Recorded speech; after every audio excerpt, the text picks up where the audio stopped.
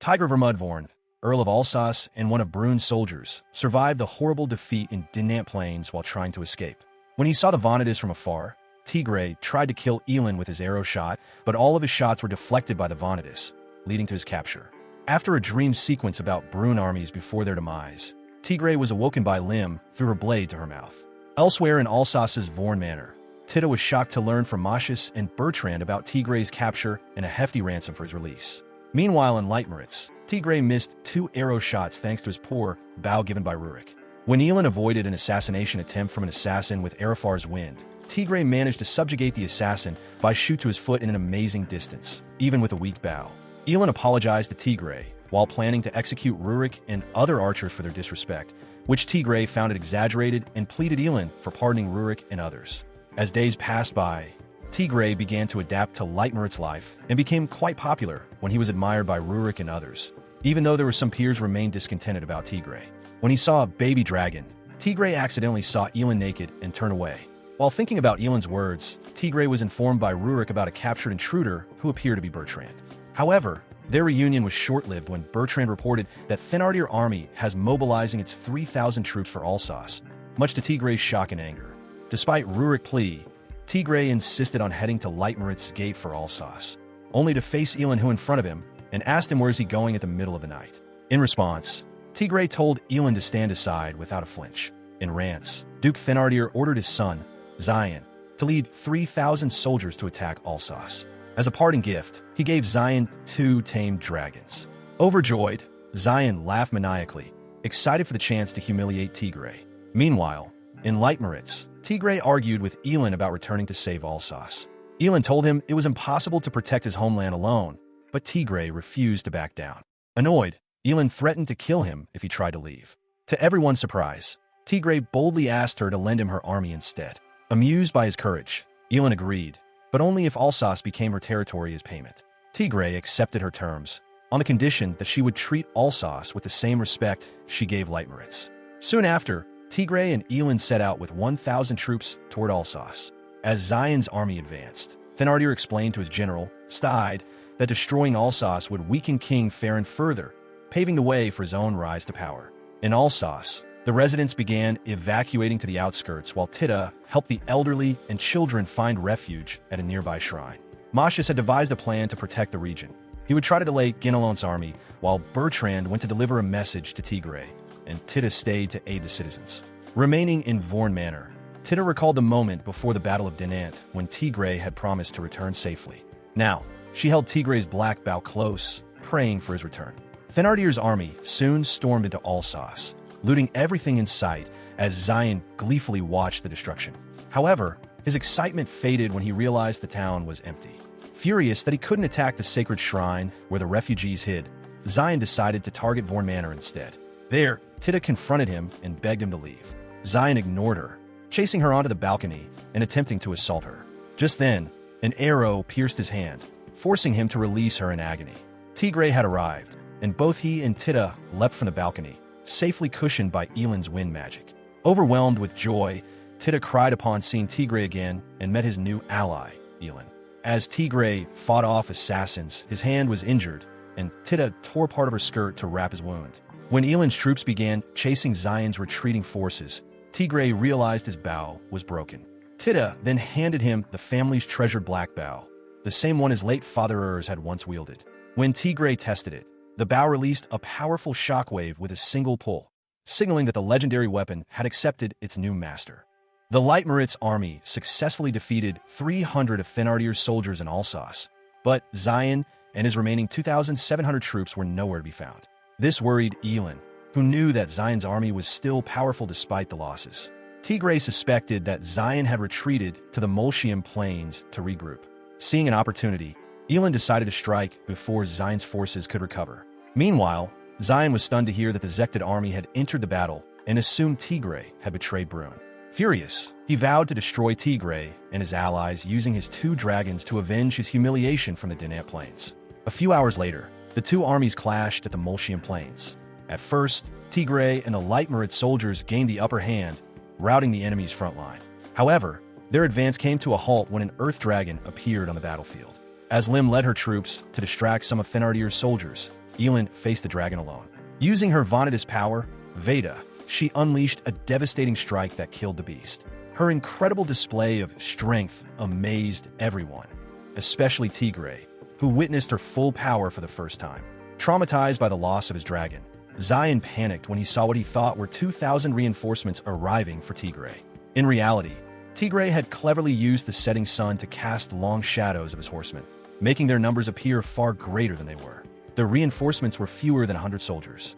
Taking advantage of the confusion, Lim and Rurik staged a fake retreat, luring Thenardir's soldiers into a trap. Soon, the Leitmerit's army surrounded Zion's remaining troops from all sides. Enraged, Zion accused Tigray of betraying Brune and siding with the enemy. Tigray replied coldly that Zion's actions in Alsace, burning villages and killing innocents, were no different from thievery. Zion dismissed human lives as plants that grow back, disgusting both Elin and Tigray. Declaring he would never forgive Zion, Tigray accepted his challenge to a duel. Tigray's first 3 arrows failed to pierce Zion's shield, but when Zion charged forward, Tigray's 4th arrow broke through, critically wounding him. Before Tigray could fire again, both armies rushed in to protect their commanders. Zion mounted his remaining dragon and tried to flee into the sky. Then, a mysterious voice echoed from Tigray's black bow, urging him to shoot. Though startled, Tigray drew his bow, and with Elin's wind guiding the arrow, he fired. The arrow streaked through the air at blinding speed, striking Zion and killing both him and the dragon mid-flight. As Zion fell from the sky, Elin shouted Tigray's victory, and the remaining Thenardir soldiers scattered in defeat. At last, Alsace was safe, thanks to Tigray and his allies. Tita went to wake Tigray, as she usually did, but found Elin already in his room, shaking him awake in her usual rough way.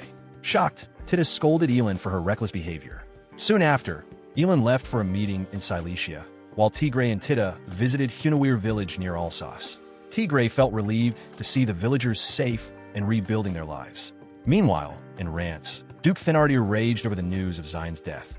Swearing revenge, he prepared for a new war, mobilizing more soldiers, summoning dragons, and even enlisting a Vanadis to fight against Elin.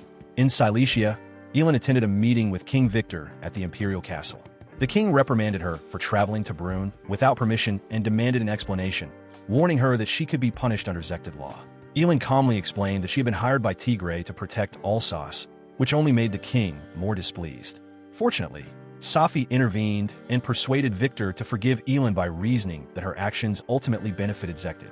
After the meeting, Elin encountered Mila, and the two Vanadis quickly got into an argument until Safi stepped in to stop them. Later, during a private conversation, Safi informed Elin that Mila had long-standing ties with Thenardir, though Mila personally despised him. Back in Alsace, Tigray reunited with Mashis. Lim and Mashis had a tense exchange at first, but Mashis later apologized for his assumptions. He then asked Tigray about his plans. Tigray declared that he would fight both Thenardir and Gan alone, and Mashis agreed to support him. Mashis later departed for Nice to meet with King Farron, while Tigray began his search for new allies, starting with the House of Augur in Territor. Later, Tigray and Lim met up with Elin again at Kikimora Mansion in the Vosges Mountains. Elin shared what she had learned from King Victor. He agreed to support Tigray only if it served Zekted's interests. She also warned that some Vanadis might oppose them in the future. As Elin teasingly mocked Mila, Mila herself suddenly entered the room to argue back, surprising Tigray. During their journey to meet Lord Roderick, Mila warned Tigray that as Thenardir's ally, she would be his enemy and that he stood no chance of victory. Suddenly, their group was ambushed by the deadly Seven Chains assassins. Though they managed to defeat several attackers, Lim was struck by a poisoned dart infused with venom from Flying Snake. In desperation, Tigray sucked the venom from her wound to save her life, shocking both Elin and Mila. Moments later, Mila unleashed her Vanadis power, Frost Mind, freezing and destroying all remaining assassins with ease. Afterward, she mocked Elin, calling her unfit to be a Vanadis for being too emotional about her subordinate's safety. Despite the tension, Mila guided them to Roderick's territory, while Elin and Tigray rushed the injured Lim to receive proper treatment. In Roderick's territory, Elin and Lim relaxed together in a hot bath, where Lim expressed her gratitude to everyone for saving her life. Meanwhile, Tigray accidentally walked in on Mila while she was bathing, leaving both of them flustered. Later, Tigray and his companion strolled through Roderick's bustling marketplace, where he treated Mila to his special soup as an apology for the earlier incident. After Mila left, Elin ordered Lim to send her troops back to Leitmeritz to prepare for battle. As Elin had predicted, Mila soon led her forces to attack Leitmeritz, while Thenardier launched another assault on Alsace. Even after receiving Tigre's envoy letter proposing peace, Mila refused to negotiate, determined to press her attack despite her general's concerns. The two armies clashed fiercely on the Burkina plains, but neither side claimed victory. The brutal fight left hundreds dead and wounded. Elin regrouped her troops and began a siege on Mila's stronghold, Tatra Castle in the Tatra Mountains. However, heavy snow and the castle's powerful defenses forced her to withdraw. Despite Lim's objections, Elin was determined to try again, until Tigre suggested scouting the mountains himself to find a better route. During his reconnaissance, Tigre encountered Mila hunting a fox, disguised as a traveler named Urs. He spoke with her through the night until sunrise. After Mila left, Tigre followed her footprints, which led him directly to Tatra Castle. Using this route, Elin and the Leitmeritz army launched a surprise advance, but they soon faced tightened defenses.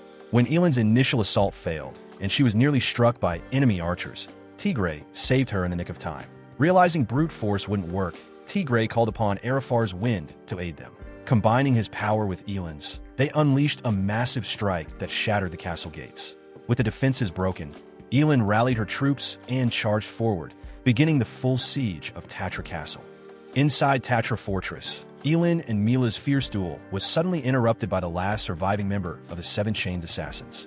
Before the assassin could strike, Tigre swiftly shot him down with a precise arrow. Seeing the distinctive shot and the familiar arrow, Mila realized that Tigre was actually Urs, the man she had met in the mountains. Impressed by his honesty and courage, Mila declared her neutrality, officially ending the battle at Tatra Fortress. Meanwhile, in another region, Roland and his Navarre Knights successfully repelled the invading Saxdine army, crushing them completely. However, when Roland later received a letter issued in King Farron's name, he was ordered to return to Brune and execute Tigre, who had been branded a traitor. A month later, Tigre's power and reputation had grown considerably. His army had swelled to 5,000 troops, united under the newly formed coalition known as the Silver Meteor Army, led by Tigre, Elin, Lim, and Hughes.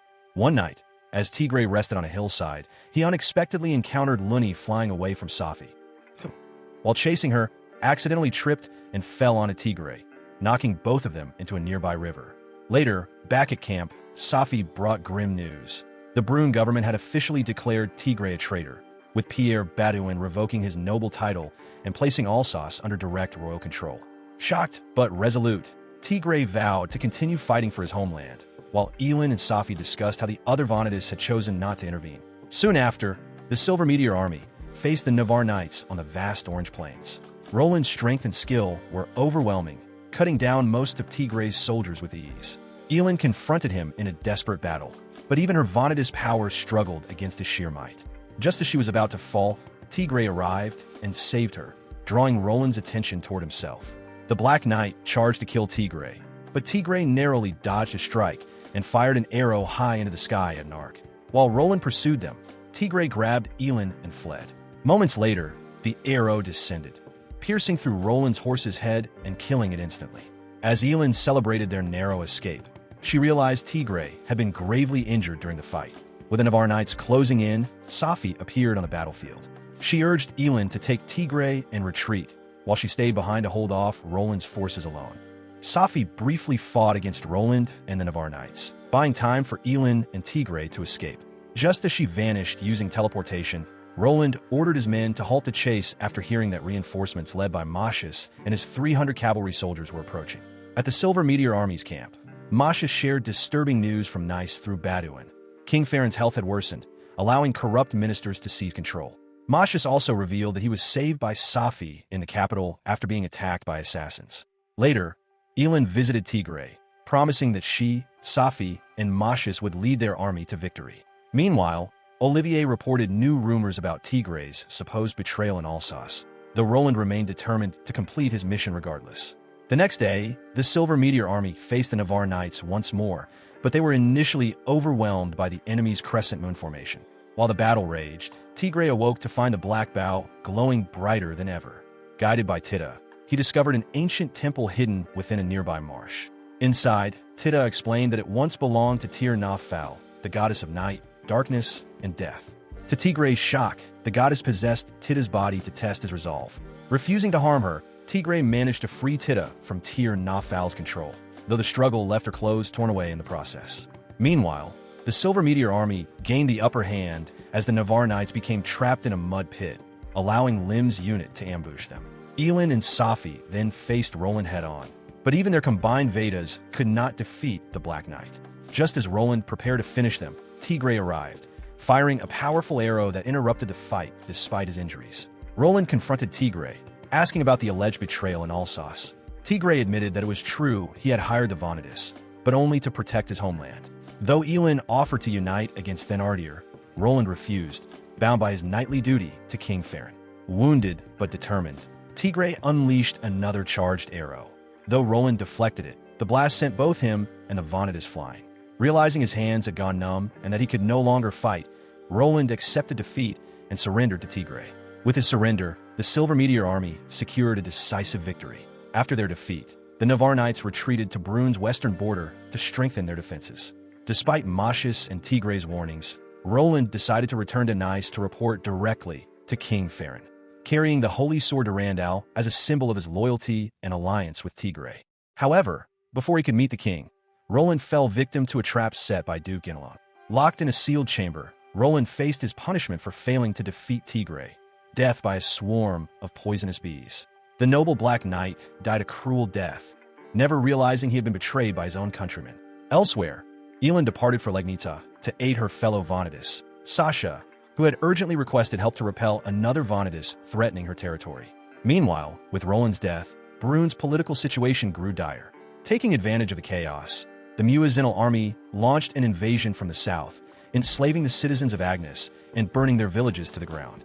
As Duke Thenardier moved to intercept the invaders, Tigray led the Silver Meteor army to face the southern threat.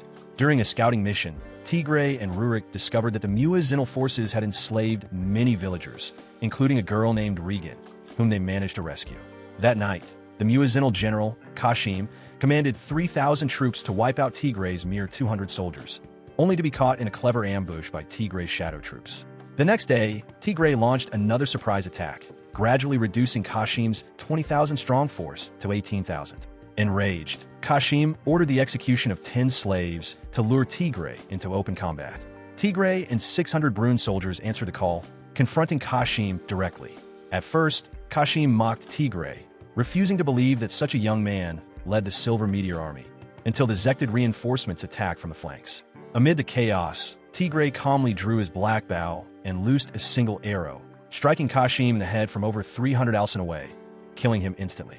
With Kashim's death, the Silver Meteor army achieved a hard-fought victory, freeing the captured slaves. But their relief was short-lived. Scouts soon brought alarming news. A much larger Muezzin main force of 30,000 troops was advancing toward them. Tigray and his archers bravely stood their ground, unleashing volleys to slow the enemy's advance, but they were quickly overwhelmed by sheer numbers. Just as defeat seemed inevitable, Mila and her Almat's army arrived in time to save Tigray in Legnica.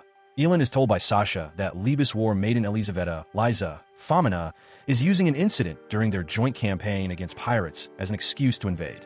Sasha also notes that her Viralt, twin daggers named Bardrin, refused to leave her despite her poor health. In Agnes, Tigray negotiates terms with Mila to ally the Almat's army with the Silver Meteor storm. Gerard informs Tigray that a rescued girl named Regan Estelle Lor Bastien, Du Charles refuses to eat, so Tigray convinces her to eat by sharing her food. During the Battle of Baraslo, the Leitmeritz Legnica coalition army faces against the Libas army. Elin eventually overpowers Liza, who calls off the fight. Liza informs Elin that Thenardier and Guénelon are ready to move and that Tigray is facing the invasion from the Muezzin army. Elin accepts the terms of the ceasefire and hurries to rejoin Tigray. Meanwhile, Mila proposes only one battle to defeat the Muezzin army, which is led by Kurais Shahin Balamir, the younger brother of the king of Muezzin. Kurais presses his attack, disregarding the presence of any forces from the Zekted kingdom, while Tigray and Mila prepare for battle. During the Battle of Ormia, the Muezzin army of 40,000 troops arrive at the Ormia Hills, where the Silver Meteor storm has made a small stronghold on the first hill. Kurais splits the Muezzin army into 7 divisions. While decoying refugees occupy the 1st through 4th divisions of the stronghold, Tigray and Mila lead an ambush at the 2nd hill against the 5th and 6th divisions. However, Tigray and Mila become surrounded when attacking the 7th Division. Tigray and Mila are reinforced when allied knights Emile, Shay, and Auguste arrive to aid the Silver Meteor Storm. Although the reinforcements will now total 5,000 men, another 3,000 men led by Hughes and Mashus also arrive, forcing Kureis to retreat and regroup. When word reaches Kureis that the Muezzin fleet left behind to attack the Brune Kingdom's southern harbor was sunk by Thenardier, Kureis decides to withdraw and give his personal congratulations to Tigray via envoy. Elin and Lim return to Tigray and Mila, causing yet another disagreement between Elin and Mila. That night, Tigray and Elin discuss the battle, and Tigray vows that he will not forget those who died fighting for him. The following morning, Tigray and his allies rested at Perchi Castle. Unexpectedly, Tina, the Vanadis of Osterode, appeared in Tigray's bedroom through his Zendius portal to spy on him. Still groggy, Tigray accidentally groped her breast. Tina scolded him, warning that he would have been dead had he been fully awake, and quickly vanished upon hearing Tita's footsteps. On the castle roof, Elin thanked Mila for saving Tigray from the Muezzin army's invasion and asked her old rival to leave. Mila, however, refused to go. Later, Regan interrupted a council meeting with Mashus, Tigray, and Lim. Under Tigray's reassurance, she revealed her true identity, the supposedly dead Prince Regnus. The revelation stunned everyone. To prove her royal lineage, Tigray decided to take Regan to Artishem, where only members of Brune's royal family could access a secret grotto. Meanwhile, Thenardier took great delight in observing Drekavak's 5 dragons, 2 of which were bound with magical chains imbued with powerful enchantments. In Lutetia, Ginelone indulged in wine, while anticipating the upcoming confrontation between Tigray and Thenardier, plotting a farewell gift for whoever reached Lutetia first. At Zektid, King Victor summoned Safi once again to return to Brune. News soon reached the Silver Meteor army of Montauban's fall, brought down by Thenardier's forces and Artishem's destructive fire. Urged by the urgency of the situation, Tigray pushed Regan to make haste toward Artishem. On Vincennes plains, the Silver Meteor army clashed fiercely with Thenardier's forces. Elin and Mila faced the dragons, while Tigray and his troops battled the main army. The 2 Vanadis quickly slew the first 3 earth dragons with their Vedas, but the remaining dragons proved far more challenging. As night fell, the battle ended in a stalemate. The following day, the same strategy was employed. Elin and Mila managed to defeat the 2 enchanted dragons, their combined Vedas proving unstoppable. Exhausted, they rested together beside the bloodied carcasses of their fallen enemies, placing their full trust in Tigray to take down the main army and secure victory.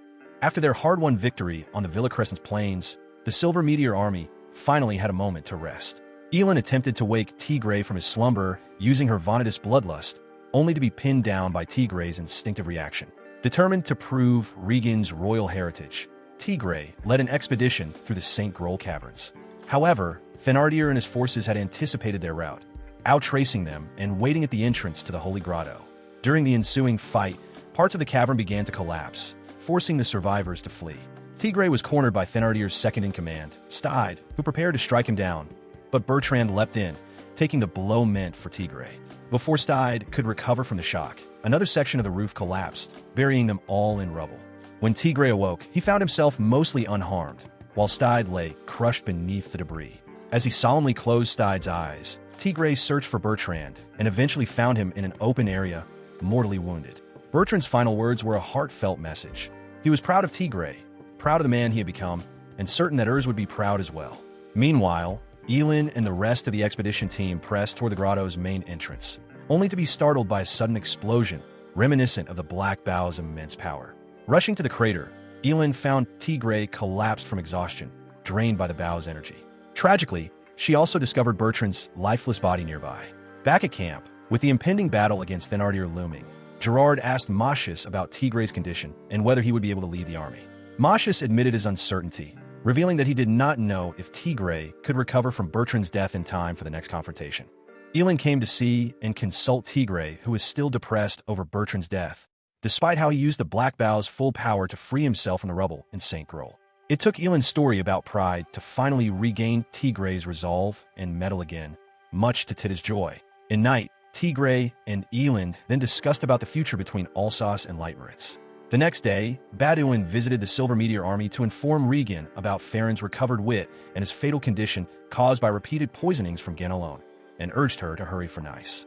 Knowing that Thenardier would not easily let them near Nice, Tigray decided to face Thenardier in a final showdown at Mireville Fields. When the fighting started, Regan, who was now leading the main force of the Silver Meteor army into battle, realized that with the death of their second-in-command, Stide, Thenardier's army was now fighting poorly.